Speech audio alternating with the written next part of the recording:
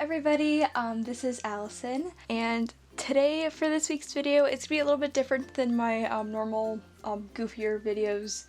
Today we'll be looking at the differences between each of the classic molds. It's not something you immediately notice at first when you start to collect American Girl dolls, even between like the classic and the Josefina mold. But over the years I've kind of noticed, like especially recently, just very drastic changes. I figured it would be a perfect opportunity to just talk about them and also talk about my opinions on the different classic molds and which one I personally think is my favorite. So not really immediately displayed in this array of dolls I have is the original first edition classic mold. Samantha's in particular have like the spider lashes, they have the chubbier faces that look like the Goths dolls, which, fun fact, in case you didn't know, the first versions of the American Girl doll were actually produced by Goths. So this is the first version, the earliest version of the classic mold I have in my personal collection. This is Girl Today 3.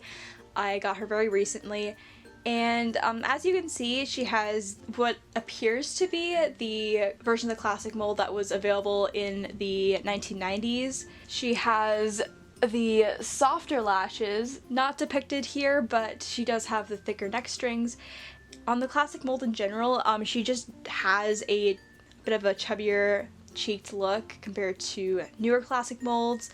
Her eyes look a bit more sunken in. So this is Austin. Austin is actually also a Girl Today 3, but I believe he was manufactured a bit later than this Girl Today 3 on the left is. Even with just these two dolls, I already noticed like a very stark difference between them. So right off the bat, you can kind of see that the classic molds in the very early 2000s still had that chubbier look to them, and the lighter face paint, especially compared to later versions of the classic mold. But if you notice, Austin's face is a lot thinner than the Girl Today 3. Also, his lashes are a harder plastic and aren't as soft. His eyes are also a bit rounder, they're more circular instead of just being almond shaped. So the next version of the classic mold is, I believe, the late 2000s.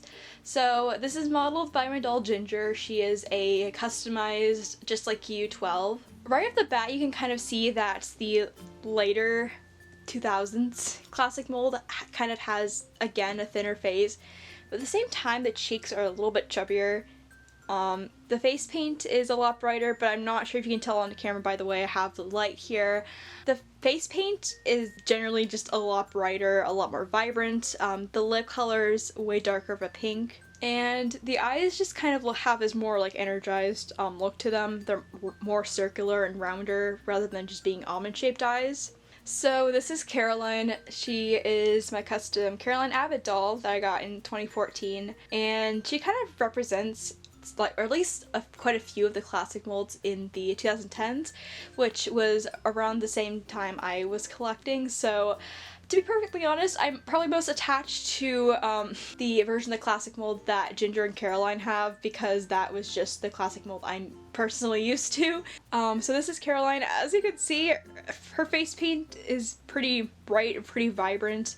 She has what some collectors refer to as like the chipmunk cheek look. I think Caroline's in particular have sort of still have that almond shaped, compared to Ginger's, which are like very, very round. But a lot of dolls during the 2010s kind of had that very wide awake sort of look. I'm not sure how to describe it. And finally, I have my 35th anniversary Molly. She was probably one of the only dolls that I actually got in new condition. As you can see, there's a very dramatic difference between these two face shapes. I noticed with like very, very new American Girl classic molds, the faces are like very, very thin. I don't really resemble that chubby cheeked look like they did in the earlier version of the classic mold. The eyes are just very, very round, almost completely circular. The face paint is just very, very bright and vibrant, kind of like a lot of the dolls in the 2010s were. So this is me going over with a voiceover because when I was recording this, I didn't really make my points very clear, and I had a lot of really good points that I want to share in this video before I wrap it up. So what I find really fascinating about the classic mold is depending on which era you buy a doll from, a classic mold will almost look completely different. A really good example of this is Felicity. Now, me personally, I prefer the Felicities from the early to mid 2000s. I don't personally like the Be Forever Felicities because, in my opinion, I feel like the thinner face shape of the newer classic molds just look very cheap to me. In contrast, I also don't really care for like Pleasant Company Felicities, like the Felicities that came out when Felicity was first released in the early 90s. To me, a lot of the earlier Pleasant Company face shapes, they don't really look all that much like a 9 to 10-year-old. They kind of look like babies or cherubs because of how chubby their cheeks are made to look. I believe this is probably because around the same era, there weren't a whole lot of dolls representing 9 to 10-year-olds.